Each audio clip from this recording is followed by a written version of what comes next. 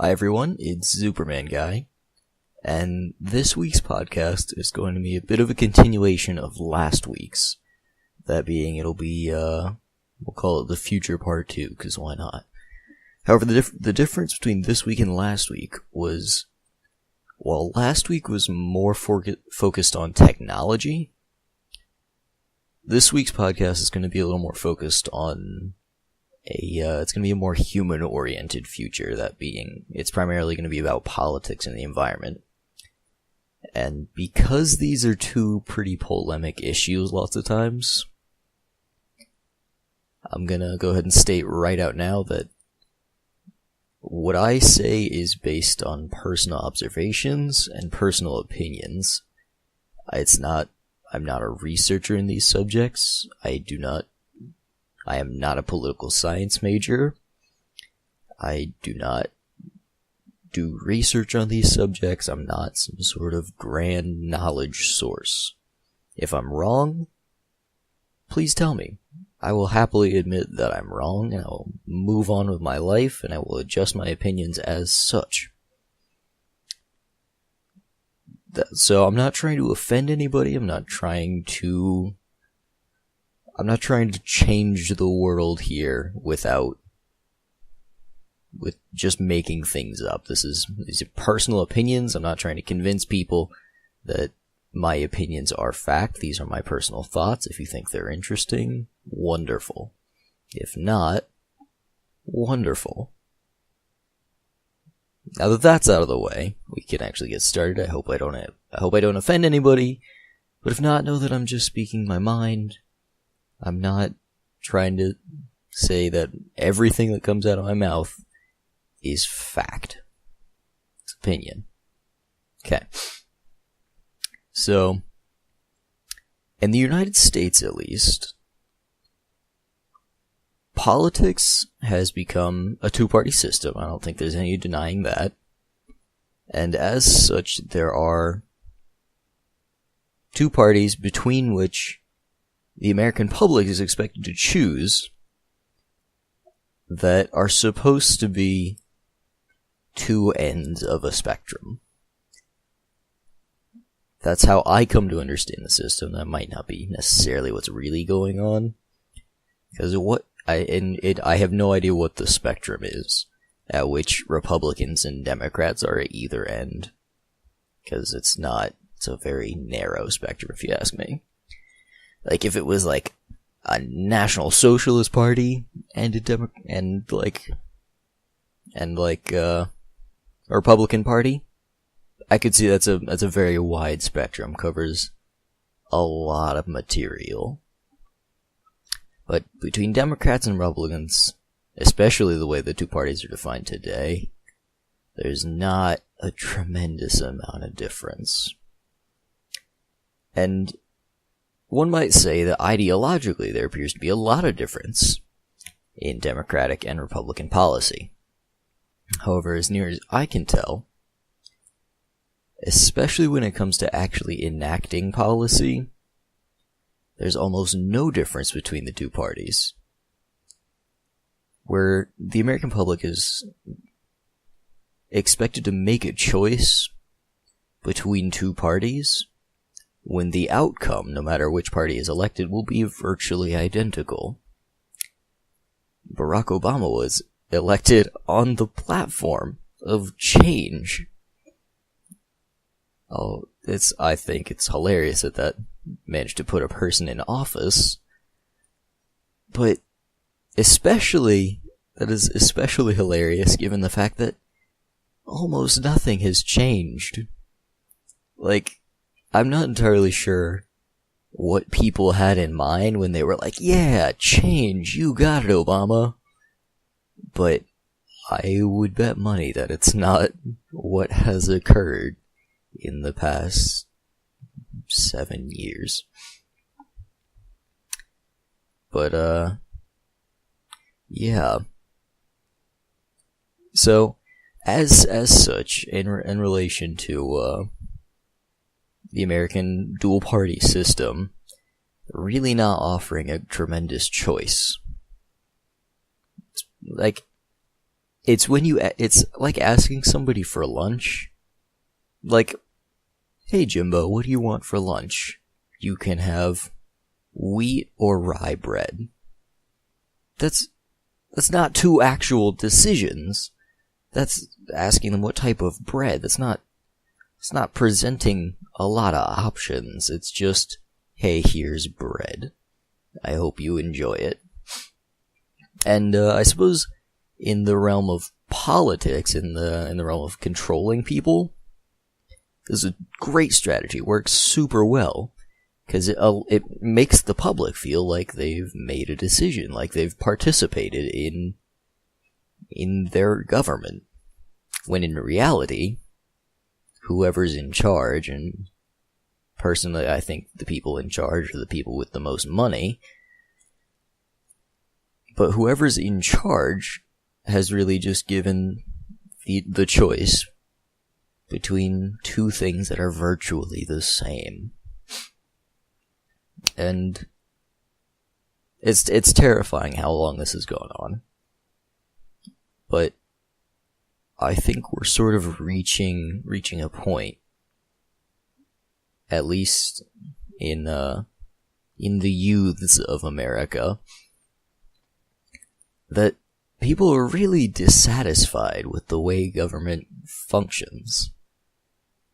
And I think that's I think it's potentially really dangerous, but at the same time, I think it's a good thing.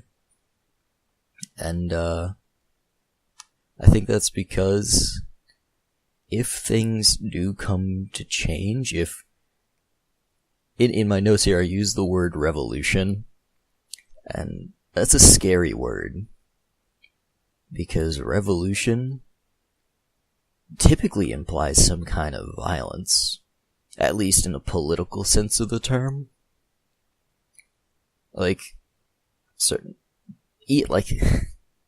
Even in some non-political senses of the term, the term revolution involves some violence. Like in the Industrial Revolution, as unions eventually became a thing, violence totally became a part of the Industrial Revolution.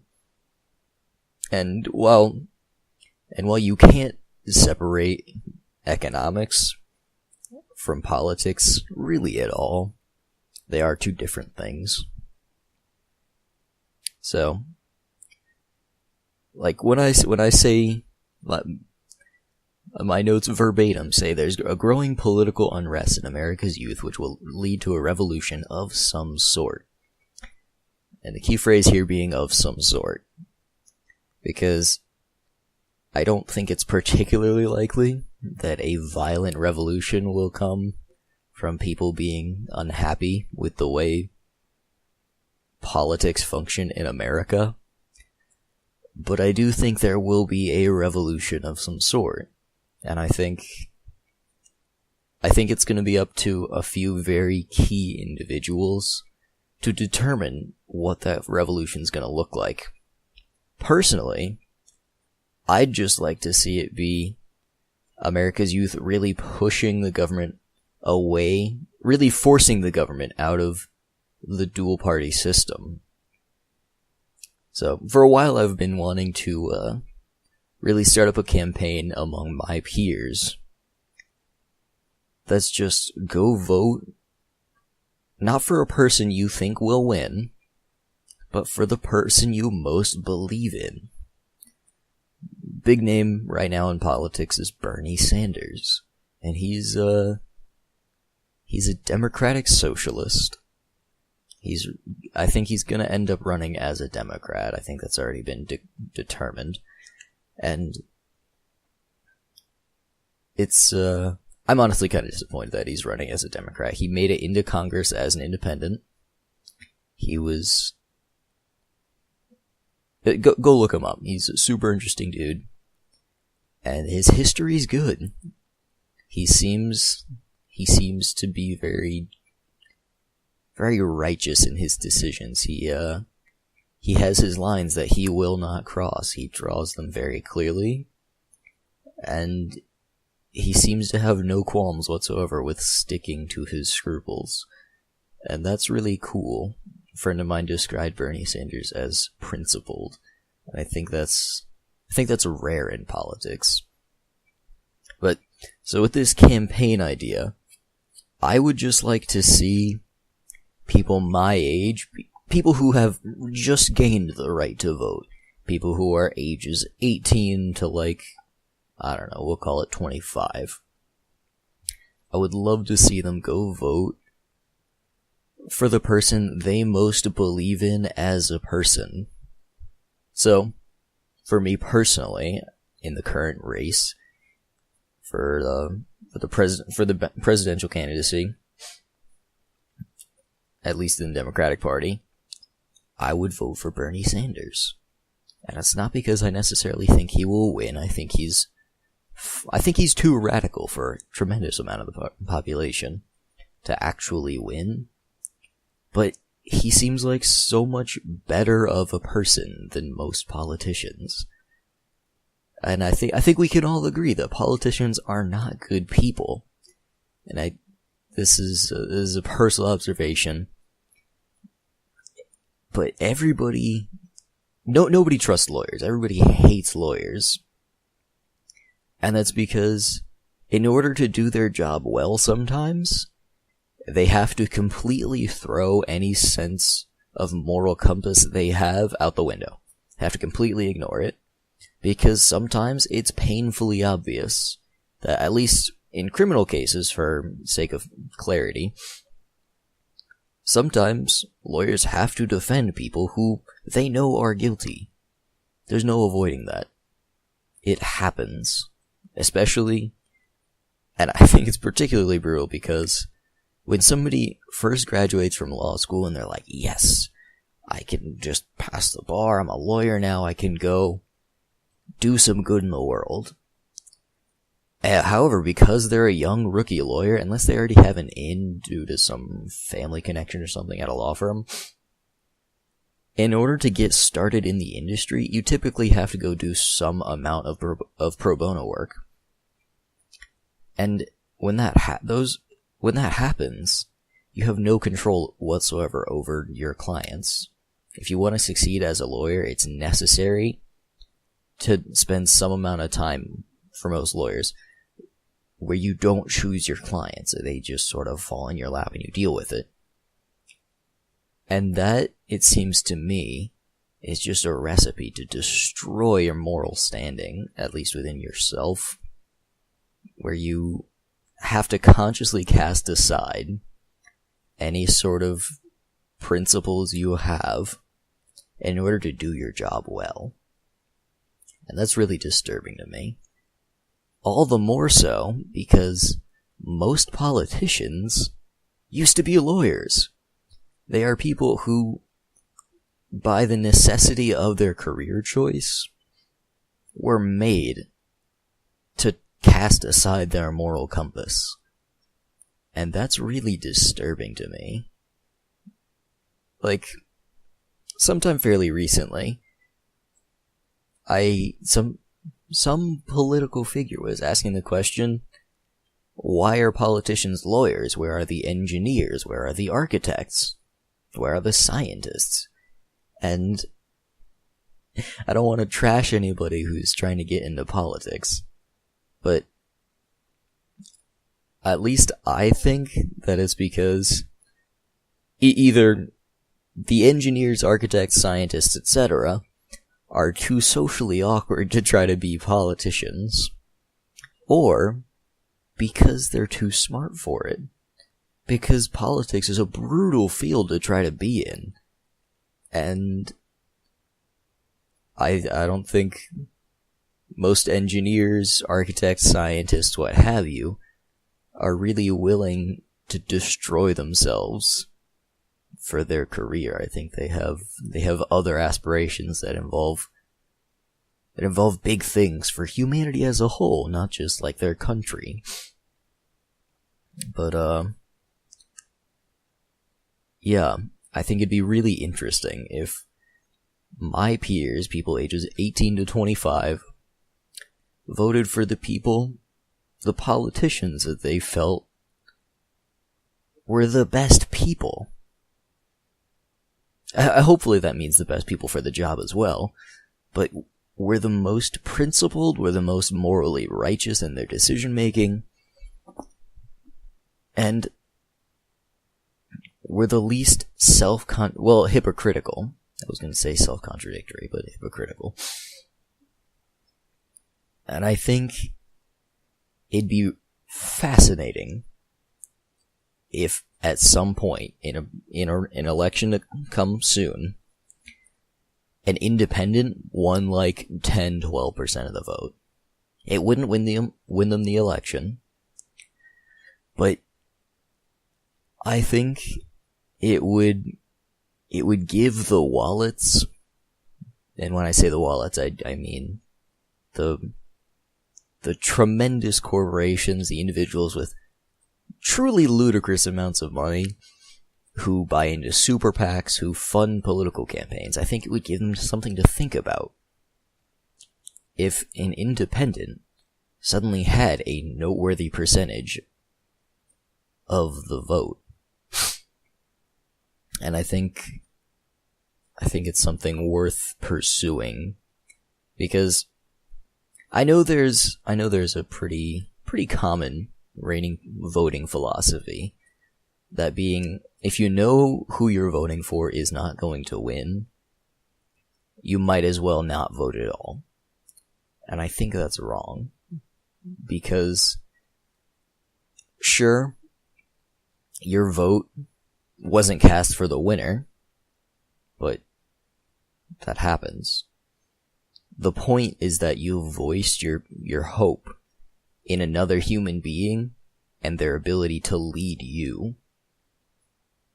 So, I think it's wrong to think that voting for somebody who you do not think will win a race is the same as not voting at all. I think it's a really cynical and counterproductive philosophy in voting. So, outside that, I guess I'll talk a little bit about why people are dissatisfied with the government, at least based on my observations, me living at university, me talking with people ages 18 to 25. And I think it's because, you can watch the news, this is all over the place. The amount of corruption in our political system it's jarring when you really start to think about it. Because typically when you think corruption, you think, I can go bribe a city official to get my liquor license and go start a bar somewhere because I have money and I can just throw my money at problems even if it's illegal to do so. And I don't think people really consider the American system to be corrupt, because most people don't have the amount of money it takes to throw money at problems and make them solved. However, for the very small percentage of the population that does have that amount of money, it means they have all of the control. They can that they are the helmsman of the United States government. They can just sort of take us wherever they want to go. And I think that's really disturbing. And outside that, people are definitely reaching a point in America where they do not trust their government at all. And who can blame them? Just, holy cow, the sort of stuff that our government has been doing in the realm of breaching personal privacy is just, oh my gosh. There's so much stuff that's just so wholly unacceptable, and it's being played down because it's the government. Well, played down might not be the right term, because that's a heavy thought to be thinking that our constitutional right to free speech is being not taken away but muffled by the government. So let's hold off on that. That's heavy and very disturbing to think about. outside that, I wanna just talk briefly on what the term progressive means, because I think it's really, really interesting that there are any politicians that don't refer to themselves as progressive. And I'm thinking about this from a purely linguistic standpoint. So, to be a progressive means you're just purely by linguistics, means you are in favor of progress. And it blows my mind that there are any politicians that are like, no, I'm not in favor of progress. There are politicians that are like, no, I just want to stagnate forever. That seems like a good plan. Why do we need to move forward? We're still alive. Seems okay to me.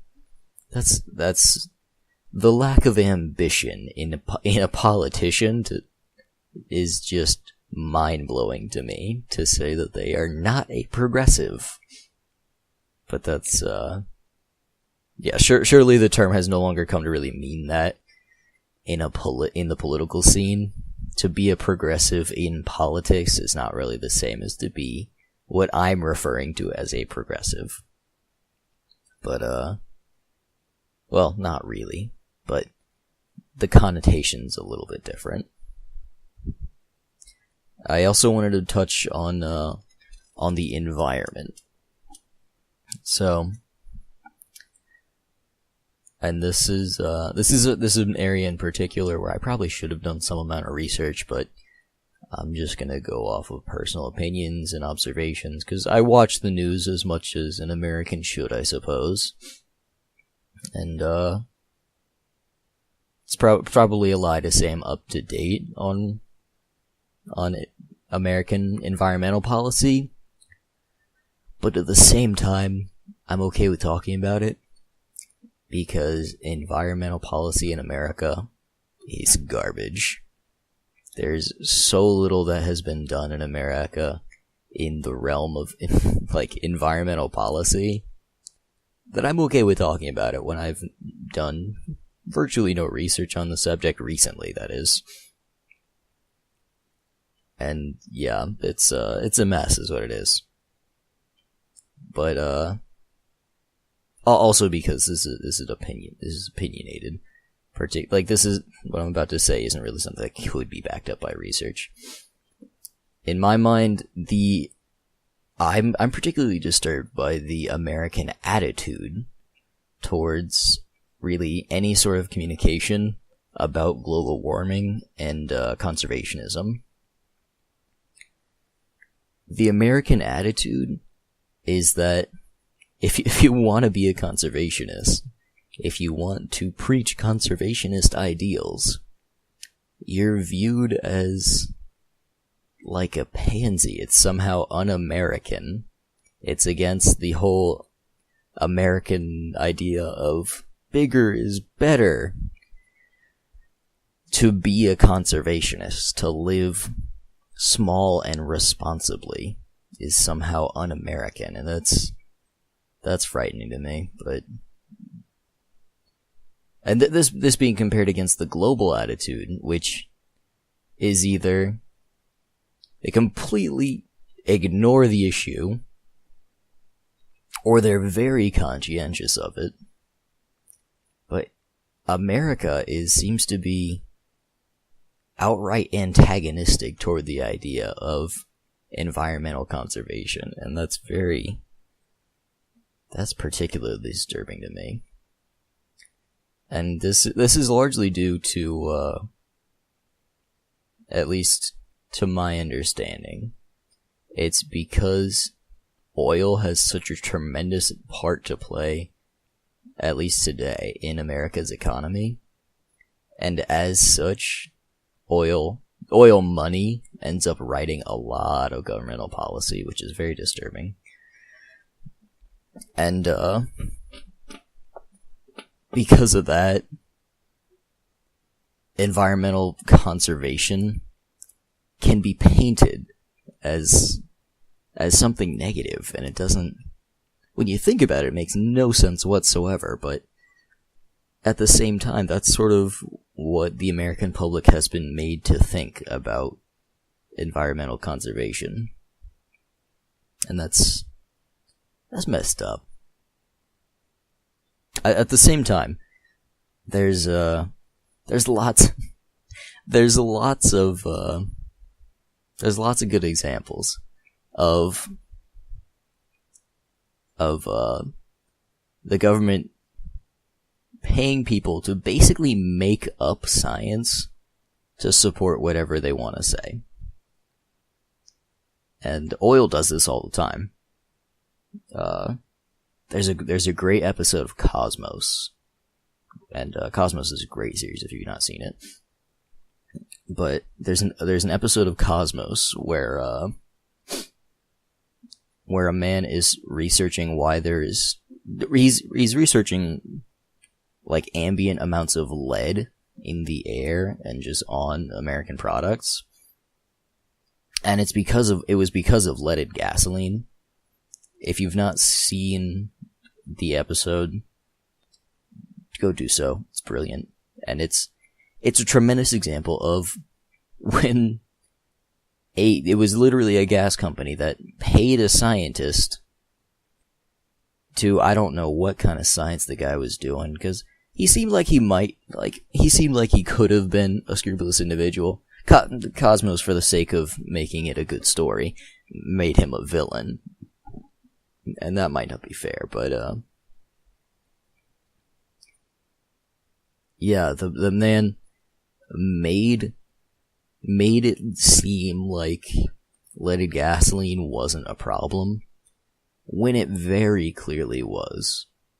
The episode of Cosmos tells the story of the man who ends up fighting it, because he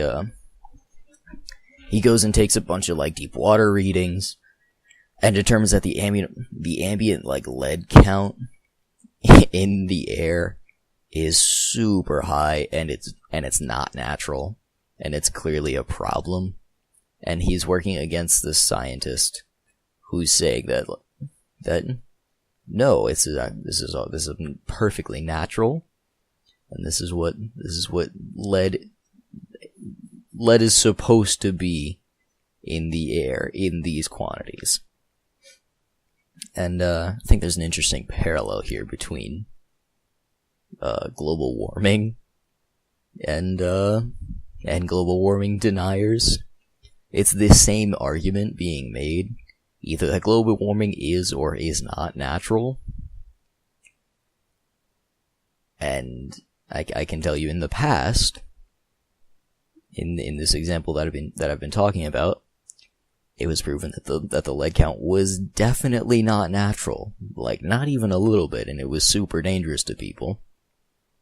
And if that ends up being the case with global warming, which I'm confident it will be, global warming is definitely our fault. Personal opinion. But yeah, if that does come to finally be widely recognized, and in scientific circles, it is.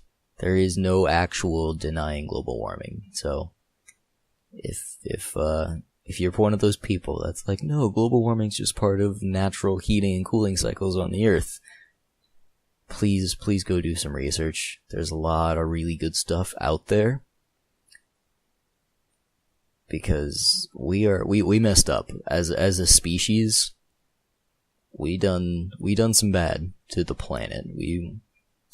It's a problem that we are going to have to address very, very quickly. And yeah, we're reaching a point where we're not going to be able to fix it, and that's terrifying. We messed up pretty bad. There's a YouTube channel called the PBS Idea Channel, and they did an episode on climate change, I guess is the new PC term, but on climate change being America's greatest humanity's, not America at all, humanity's greatest scientific discovery. And that being because it has taken so much of humanity's resources to prove that it's a thing.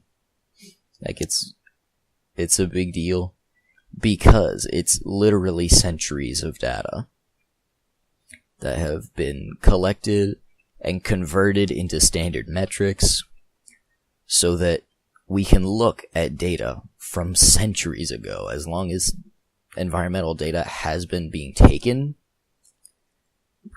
modern scientists can look at it and know that we humanity have caused a change in the environment. Yeah, it's not the idea channel piece, I'll link to it, is not at all arguing that climate change is the greatest achievement of humanity. It's arguing that the discovery of climate change is humanity's greatest achievement because it's required centuries of global collaboration, and that by itself is really impressive. Not. Although, I mean, depending on what you're arguing, climate change, the ability of humanity to destroy the planet is kind of impressive if you're being impartial. If you're not like, ooh, I live on the Earth, I don't want that destroyed. Pretend you live on Saturn or something. You're like, wow, those people in like 300 years destroyed a planet. Like, not even on purpose. That's pretty impressive. That's an intense output. But yeah, I guess that seems an odd note to end on, but we'll call it there. If you listened to last week's and listened to this week's, I hope you enjoyed them both. I don't intend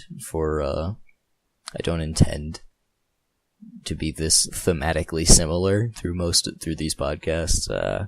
There was just a lot to talk about in the future. It's a very vague topic, as I discussed.